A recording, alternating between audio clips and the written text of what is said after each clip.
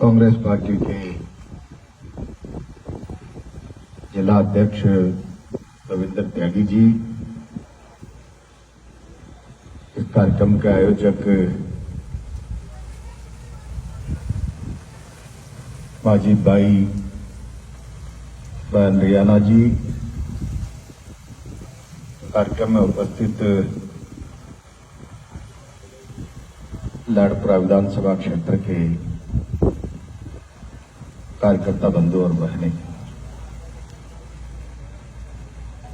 मैं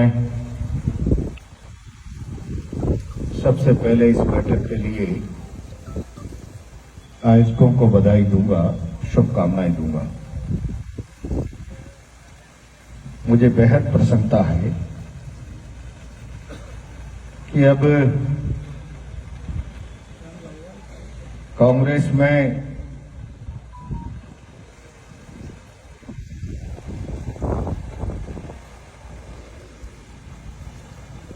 नीचे से लेकर ऊपर तक राहुल गांधी जी और खड़गे जी के निर्देशन में संगठन की ताकत बढ़ाने का काम चल रहा है और स्वभाव से कोटा का कार्यकर्ता उसकी चिंता कर रहा है, जिसका मूर्त रूप में आज यहां एक बैठक के रूप में देख रहा हूं।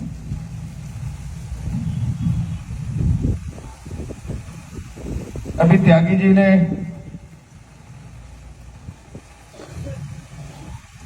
ये फोन बंद कर दो भाई।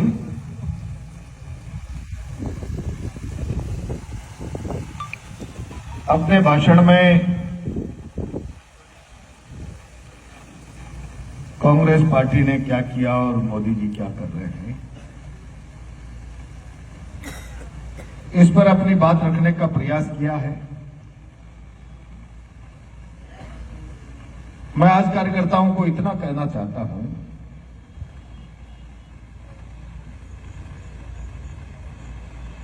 कि अब वो समय आ गया जब हमको ये तय करना कि हमें क्या करना है।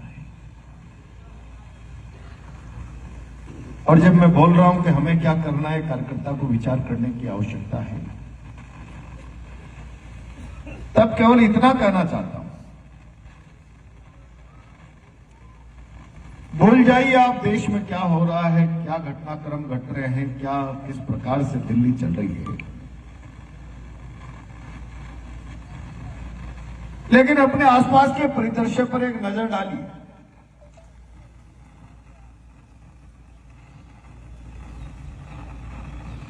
किस प्रकार के हालात समाज में पैदा हो गए। कभी कभी भारत के प्रधानमंत्री जी बहुत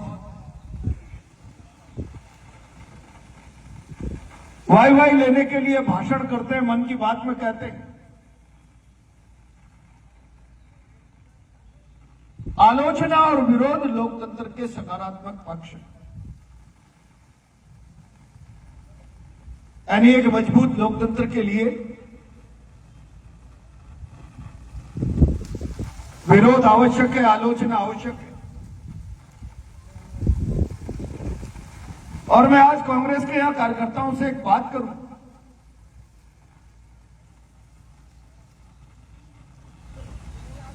मुझे करीब करीब राजनीति में काम करते हुए 30, 35, 40 साल का समय बीत गया। विद्यार्थी राजनीति से लेकर अब तक कई सरकारें देखी है बदलते हुए, लेकिन मेरे जीवन में मैंने सरकारों का ऐसा चाल चरित्र चेहरा नहीं देखा।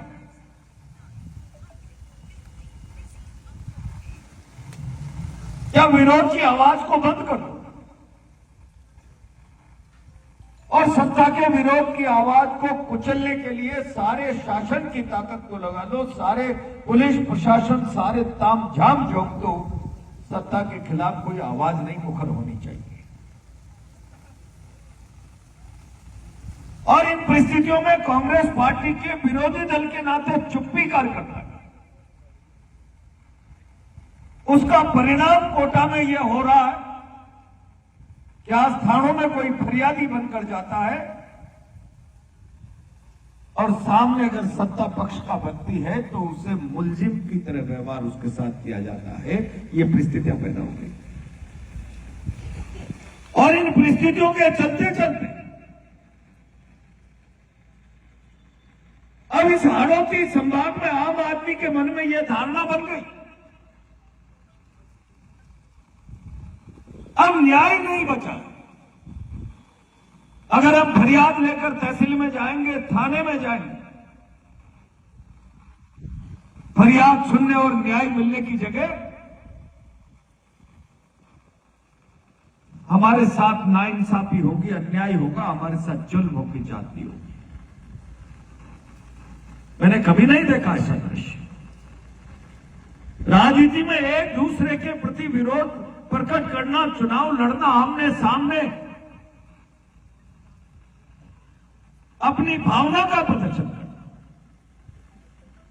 लेकिन विरोधी को किस प्रकार से खत्म किया जा सकता है, राजनीतिक भरोसे से विश्वास अर्जित करके, ताकत अर्जित करके आप किसी को परास्त कर दो, ये समझ में आता है, लेकिन परास्त ही नहीं करना, उसके सारे संसाधनों से इतना कमजोर कर दो कि आदमी खड़ा होने की हिम्मत नहीं करे। और आज कोटा की स्थिति क्या है, जरा विरोध करके देखिए, आपका धंधा बंद कर देंगे, आपका व्यापार बंद कर देंगे, आपके साथ जुल्म करेंगे, जाति करेंगे। ये परिस्थितियां लोकतंत्र के लिए घातक, और मैं जब लोकतंत्र के लिए घातक इन परिस्थितियों की बात कर रहा हूं, तब कांग्रेस के कार्यकर्ता की चिंता और बढ़ जानी चाहिए। ये प्रजातंत्र भारत में भारतीय जनता पार्टी की देन नहीं है। ये नरेंद्र मोदी जी या कोई वाजपेयी जी या पंडित दीनदयाल जी उपाध्याय भारत में प्रजातंत्र लेकर आए हो, या इसके लिए उनका कोई अद्भुत सारा जीवन लग गया हो, संघर्ष लग गया हो, ऐसा इतिहास के पन्ने में एक लाइन का सबूत नहीं है, कोई एक अक्षर की गवाही नहीं है। और दुनिया भर का इतिहास एक एक पन्ना चिल्ला चिल्ला कर इस बात की साक्षी देता है, पंडित जवाहरलाल नेहरू, महात्मा गांधी और सरदार वल्लभ भाई पटेल ने लंबी गुलामी के बाद भारत के चहन में राष्ट्रीय विचार फूंका। अब भारत को भारत के लिए एक होना पड़ेगा, और उसी राष्ट्रीय विचार में से राष्ट्रीय आंदोलन निकला, आजादी का रास्ता बना और भारत में प्रजातंत्र आया। यूं ही नहीं आया प्रजा। कभी कभी मुझे पीड़ा होती है, कांग्रेस का व्यक्ति पिछले 10-11 सालों में कोई जवाब देने का साहस नहीं करता।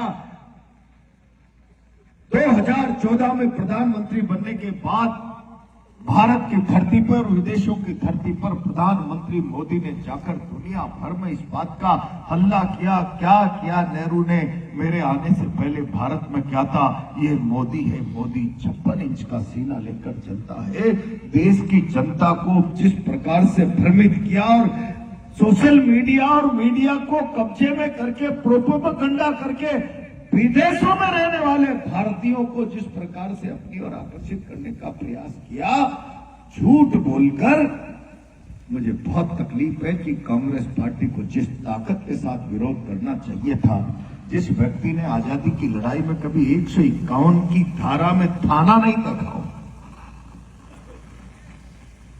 जिस व्यक्ति का जन्म ही आजादी के बाद,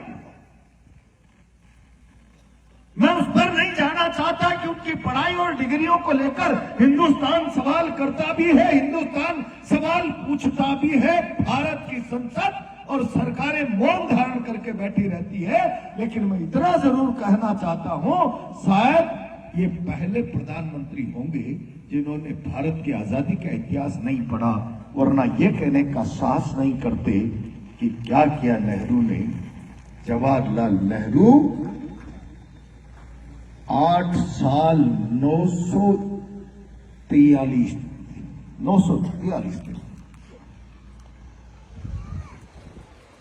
सॉरी 8 साल और 342 दिन, यानी 9 साल में 20-22 दिन कम इस मुल्क की आजादी के लिए जेलों में रहे। मैं एक मोटा सा सवाल करना चाहता हूं कांग्रेस के कार्यकर्ता बंधुओं, भारतीय जनता पार्टी के लोगों से कोई इतिहास गिरा सकता है? मुझे बहुत तकलीफ होती है एक झूठी घटना को इस मुल्क में नरेंद्र मोदी इस प्रकार से प्रचारित करने का प्रयास करे।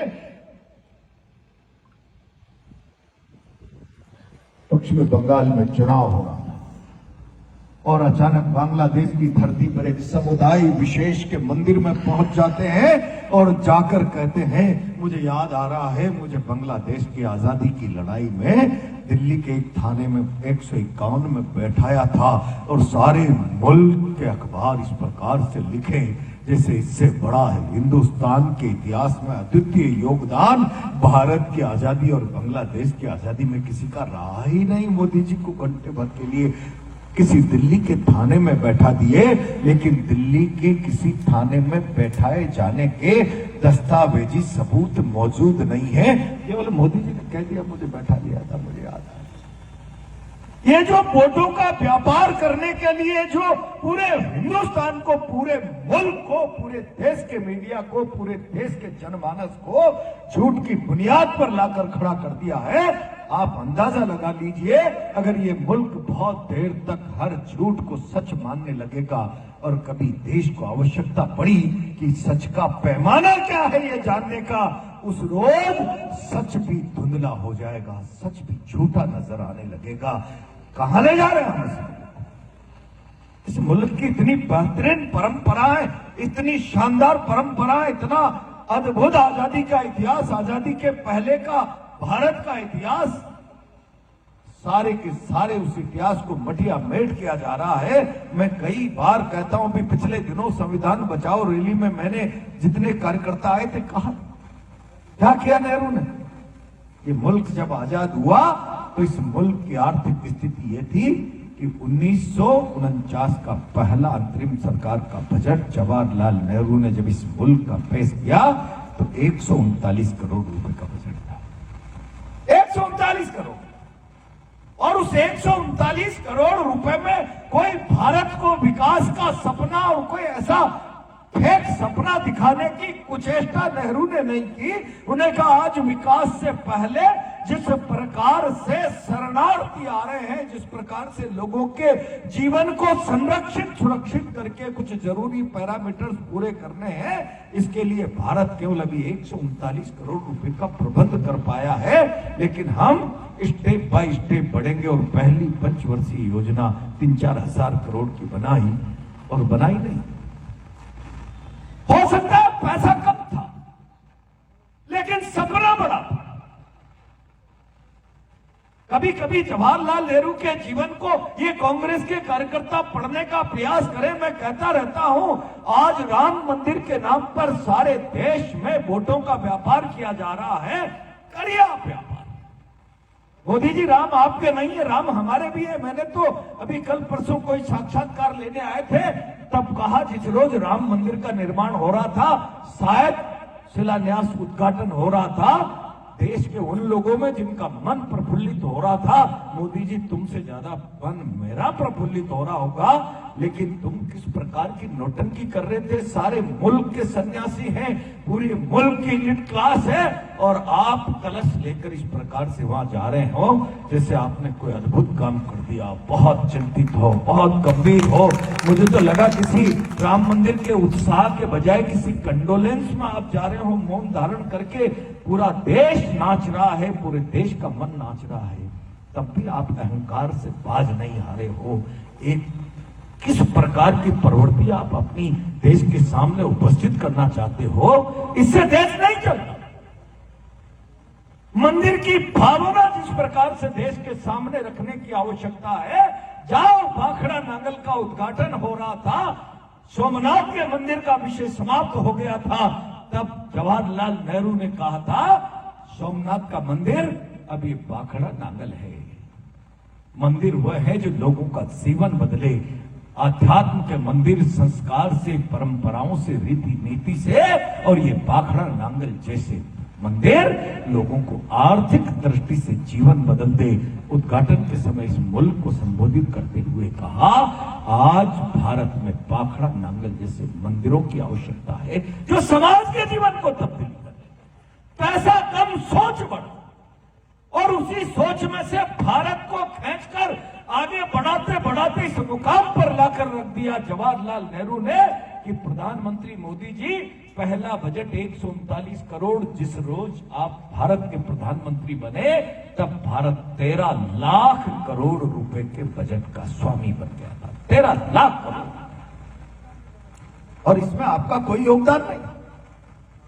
अगर आप ये प्रचार करते हैं क्या था मेरे पहले, जो कुछ भी मैंने किया, इसमें आपका कोई योगदान नहीं है। इस मुल्क को जो उपनिवेशवाद की विषम परिस्थितियां ऐसा दंड देकर गई थी कि आत्मनिर्भर होकर पैरों पर खड़े होकर चल पाएंगे या घुटनों के बल चलते चलते बाल्यावस्था से जवानी की ओर आगे बढ़ेंगे, लेकिन जवाहरलाल नेहरू ने उन परिस्थितियों में से भारत को निकालकर यहां पहुंचाया। और आज कांग्रेस इस प्रकार से भारतीय जनता पार्टी के हमलों पर निरुत्तर हो जाती है, जैसे कोई कांग्रेस ने बहुत बड़ा अपराध कर दिया। मुझे कभी कभी लगता है दृढ़ता के साथ इस मुल्क के बुद्धिजीवी को, और जब मुल्क गर्दमल जाता है, मुल्क में कोई विवाद की स्थितियां पैदा होती है और मुल्क में जब कोई विवाद और विद्वेष पैदा होता है, तो केवल सत्ता और विपक्ष की नहीं, एक एक व्यक्ति की जिम्मेदारी बनती है कि भारत के भविष्य को बचाया जाए, संवारा जाए, चिंताजनक हालातों से और परिस्थितियों से कैसे भारत को बचाया जाए। आज भारत में किस प्रकार की स्थितियां पैदा कर दी, केवल एक सूत्र और एक मंत्र हथिया लिया, सत्ता में बने रहने के लिए, कामयाबी के लिए केवल हिंदू मुसलमान की बात करते रहो, सांप्रदायिक विद्वेष पैदा करते रहो और सत्ता के पायदानों पर बने रहो। मैं बहुत जिम्मेदारी से आज आपसे सवाल करना चाहता हूं, क्या ये इस मुल्क की परंपरा? आज नहीं, सनातन कालीन, सतयुग कालीन भारत की परंपरा है। मैंने कहा, इसको कई बार कहने की चेष्टा की है, वासुदेव कुटुंबकम। और मोदी जी, आप इसका इतना छोटा रूप करना चाहते हो, वासुदेव कुटुंब की परंपरा वाला ये देश, उस भावना में केवल परिवार नहीं, कोई समाज नहीं, कोई राष्ट्र नहीं, वासुदेव कुटुंबकम का मतलब ये सारा संसार एक परिवार है। इस भावना को लेकर चलने वाला भारत, जिस संसार में फिर हिंदू भी है, मुसलमान भी है, फारसी भी है, ईसाई भी है, तमाम धर्मों को आत्मसात करके गले लगाकर चलने वाला भारत, उन सनातन परंपराओं का वाहक भारत आज किस स्थिति में आ गया? ये आज अपने मुल्क में अपनी रीति नीति और परंपराओं से सामाजिक विद्वेष का इतना बड़ा दरार, इतनी बड़ी खाई पैदा कर दे कि मुल्क के सामने चुनौती भरे हालात पैदा हो जाए, तब फिर भारत के एक एक बुद्धिजीवी की, एक एक नागरिक की जिम्मेदारी बनती है कि भविष्य के भयावह हालातों से भारत को कैसे बचाया जा सकता है। ये चिंता एक एक नागरिक को करनी पड़ेगी। और मैं ये जब बात कहता हूं, कई लोग कहते हैं प्रहलाद गुंजल क्या तुम हिंदुत्व विरोधी हो गए हो? तब मैं कहता हूं, जाओ, सुप्रीम कोर्ट ने हिंदुत्व की परिभाषा दी है, जरा आपको सनातन की परंपराएं, वासुदेव कुटुंबकम ये याद नहीं रहा हो तो सुप्रीम कोर्ट की 1995 की परिभाषा पढ़ लीजिए। हिंदुत्व संस्कृति है, सभ्यता है, तहजीब है, परंपरा है, सहिष्णुता का दूसरा नाम है, जो सबको समाहित करके चलने की क्षमता रखता है। आप कहां ले जा रहे हैं? क्या हिंदुत्व का विकृत स्वरूप इस मुल्क में रखकर आप हिंदुत्व की सनातन पहचान पर एक बड़ा सवाल खड़ा करना चाहते हैं? दुनिया में सत्ताओं के संघर्ष के बाद न जाने कितने देशों का स्वरूप मिट गया, न जाने कितने देशों की तहजीब, परंपराएं, सीमाएं, कल्चर, धर्म बदल गए, लेकिन हिंदुत्व अगर नहीं मिटा तो केवल इसलिए नहीं मिटा कि उसके पास सहिष्णुता थी, उसके पास वासुदेव कुटुंबकम का भाव था, उसने अपनी उस रीति नीति रिवाज और परंपरा को नहीं छोड़ा। इसलिए इतने बड़े हमलों, देशों का अस्तित्व मिट गया, धर्मों के आधार पर संघर्ष हो, धर्म के धर्म बदल गए देशों के। लेकिन हिंदुत्व इसलिए जिंदा है, वो अपनी परंपरा से, रीति रिवाज से, बंधुत्व से, सहिष्णुता से, वो वासुदेव कुटुंबकम की भावना से चलता है। आज तुम उसमें किस प्रकार के विद्रोह के बीज अंकुरित कर रहे हो? और ये काम तो मैं हमेशा कहता रहा हूं, अंग्रेजों के समय भी होते थे, जब इस मुल्क की आजादी की गांधी, पटेल और नेहरू ने हवा पैदा कर दी राष्ट्रीय विचार, राष्ट्रीय आंदोलन से, तब अंग्रेज को लगा दुनिया की सबसे ताकतवर सत्ता इस राष्ट्रीय विचार की धार से कहीं कुंद न हो जाए, हम अस्तित्व विहीन नहीं हो जाए। तब उस राष्ट्रीय आंदोलन की धार को कुंद करने के लिए हिंदू मुसलमान का विवाद इस मुल्क में पहले अंग्रेज ने पैदा करने का प्रयास किया। और तब समय समाज में इतनी बड़ी राग द्वेष की भावना नहीं थी, कामयाब नहीं हुए अंग्रेज। तब अंग्रेजों ने वामपंथ दक्षिण पंथ के झगड़े कराए, तब अंग्रेजों ने भारत की ताकत पंजाब और हिंदुत्व के बीच में हिंदी और पंजाबी भाषा के विवाद कराए। कैसो भी करो, वोट डालो, राज करो, अपनी सरकार के अस्तित्व को बचाओ। क्या आज भारत की सरकार अंग्रेज की रीति नीतियों पर चल रही है? समाज को बांटो, सत्ता को सुरक्षित रखो। और अगर यही रीति नीति पर नरेंद्र मोदी की सरकार चल रही है, तब मैं देश के एक एक बुद्धिजीवी से कहना चाहता हूं, आखिर आप क्या करना चाहते हो? क्या देश अब उन परंपराओं और उस सोच से चलेगा कि तन बदन पे ढंग का कपड़ा नहीं? एक व्यक्ति आकर सोशल मीडिया पे कहता है चिल्ला चिल्ला के, नहीं नहीं नहीं, 400 रुपए लीटर का पेट्रोल पंप पेट्रोल ले लेंगे, लेकिन सत्ता में तो मोदी को ही लाएंगे। मोदी नहीं रहा तो देश डूब जाएगा। मुझे लगता है भगवान मोदी जी को 1000 साल की उम्र दे, 75 के तो हो गए, अब 25 साल बाद तो मुझे लगता है ये देश डूबता ही दिखता है। डूबेगा किस प्रकार से देश में एक अंधता का भाव जगा दिया। मैं जिम्मेदारी के साथ आज आप लोगों से कहना चाहता हूं, इन परिस्थितियों को अगर समझने का देश ने प्रयास नहीं किया, देश जाएगा कहां? और इसीलिए कांग्रेस पार्टी के कार्यकर्ता की जिम्मेदारी बनती है, ऐसे समय में खड़ा हो, भ्रमित जनमानस को दिशा देने का प्रयास करें, हाथ पकड़कर कंधे से कंधा मिलाकर उसको साहस और हिम्मत देने का प्रयास करें। और अगर कांग्रेस का कार्यकर्ता इस काम को नहीं करेगा तो आज देश में ऐसे विकट हालात पैदा हो गए, टेलीविजन की बहसों में जाओ, किसी विषय पर टेलीविजन के सारे एंकर सत्तारूढ़ पार्टी के प्रवक्ता की तरह बहस करने लगे हैं, जैसे वो पक्ष बन गए हैं। जब प्रेस पक्ष बन जाएगी, संस्थाएं पक्ष बन जाएगी, संवैधानिक संस्थाएं पक्षकार बन जाएगी, तो फिर देश में क्या बचेगा? देश किस दिशा में जाएगा? ये गंभीर सवाल आज सारे भारत के राजनीतिक वातावरण में कौंध रहा है, कौंध रहा है, और कौन ही नहीं रहा है। भारत के बुद्धिजीवी वर्ग से सवाल कर रहा है कि आखिर देश जा कहां रहा है? आप क्या कहना चाहते हैं? क्या कहना चाहते हैं? एक पढ़े लिखे दुनिया के प्रसिद्ध विद्वान ने कहा, जरा एक काम करिए, इस मुल्क की सारी प्रेस मेरे कब्जे में कर दीजिए, मैं सारे मुल्क को भेड़ चाल चला दूंगा। यानी सारा मुल्क भेड़ चाल चल देगा सत्ता के अनुसार अगर प्रेस काम करने लग जाएगी। ये किसी दुनिया के विद्वान का मत है। क्या आज भारत में यह हालात पैदा नहीं हो रहे? और प्रेस का महत्व इतना जरूरी है कि भारत को, भारत की आवाज बढ़ाने के लिए कांग्रेस पार्टी ने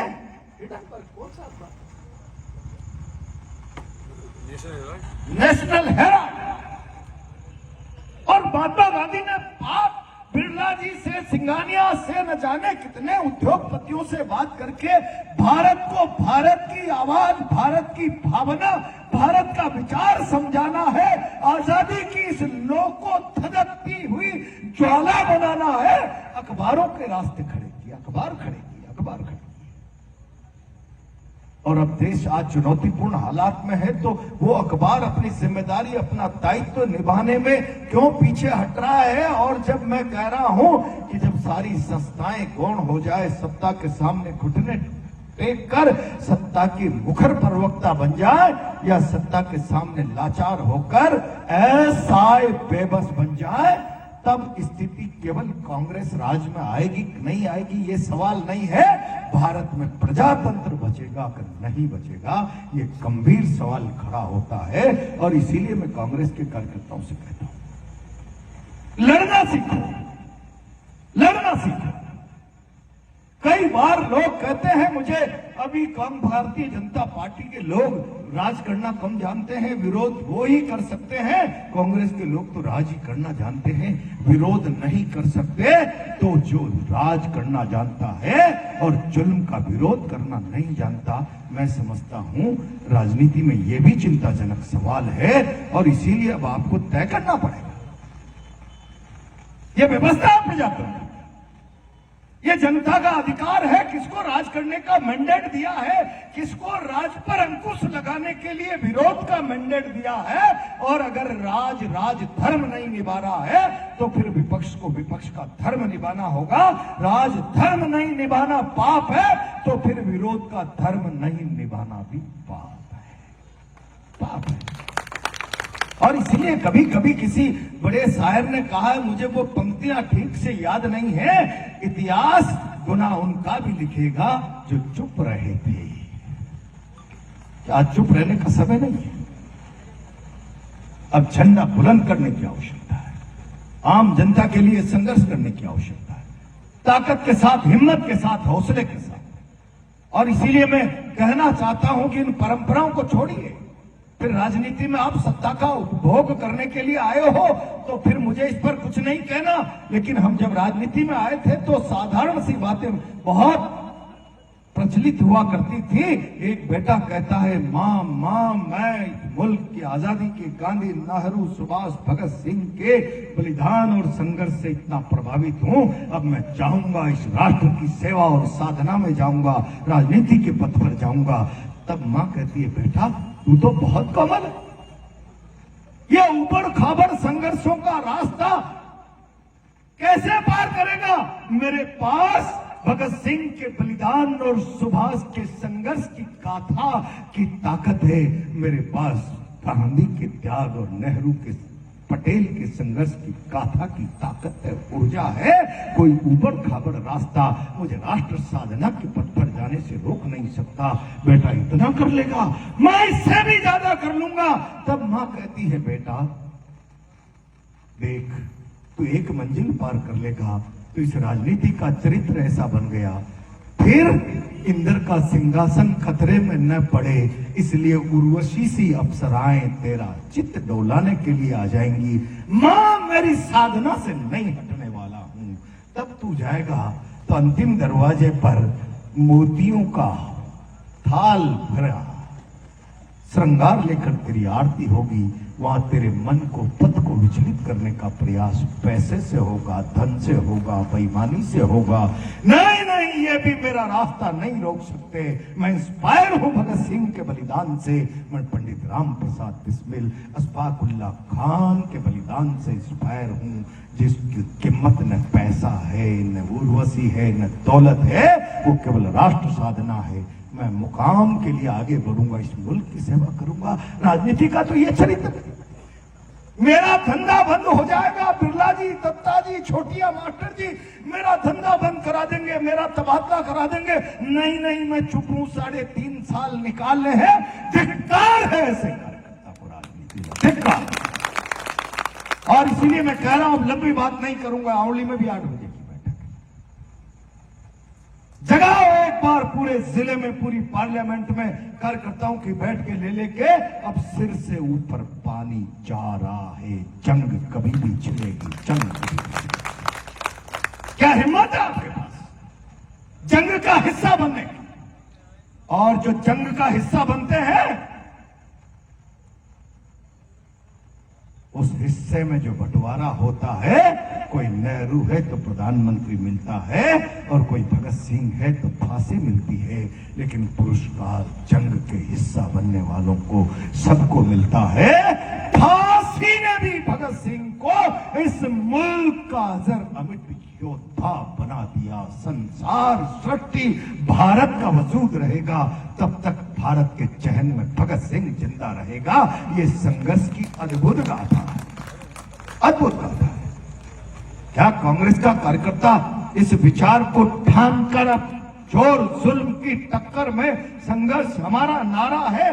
क्या 15 मिनट का जुलूस हो गया?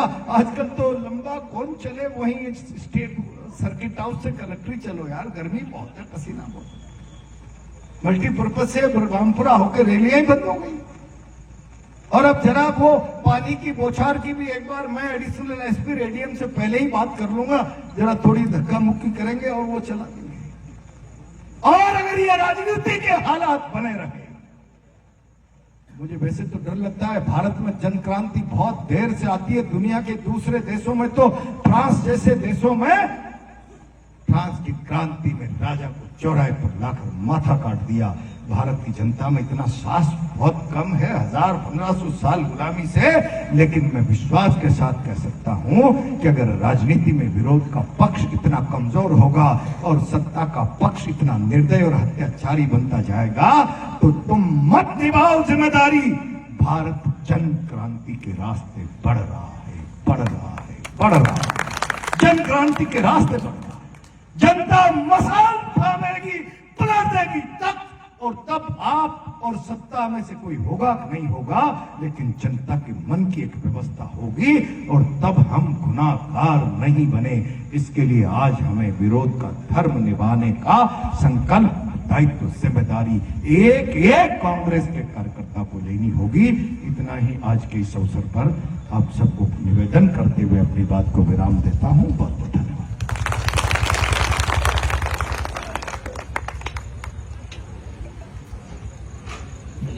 धन्यवाद।